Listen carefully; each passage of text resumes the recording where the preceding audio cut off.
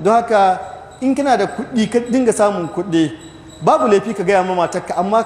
ka zan ka shirya duk abin da take so za ka iya bata. In ka san ba irin wannan kake ba to kakka bari sai ta san ko nawa ne albashinka ko ta sai ya ƙara albashi a ƙara muku albashi ta je wajen sayan kaji ɗaya a ƙara na 7,000 ka ce mata to ai 5,000 ne aka ƙara albashin kafin a zo wajen sayan magi da sauran abubuwa da sauran atamfa. Don haka in kuɗi na shigo maka akwai daga yawa daga cikin magabata da suke cewa ba aya bace ba hadisi bane shawara ɗaya ne suna cewa minal ghabawati yana cikin wauta miji ya sanar da mata ce ko nawa yake samu ko da yaushe saboda shi yana tunanin a aje wani abu yana tunanin a yi saving wani abu yana tunanin a sai wani abu yana tunanin ya karo wata kila cikin wadda kuɗi ita kuma duk bata wadda tunanin abinda take bukata shi da ya za a yi waɗannan kuɗi a kassafa su a karo ya za a yi a karo abubuwa ya za a yi a karo cefane ya za a yi a tamfar da take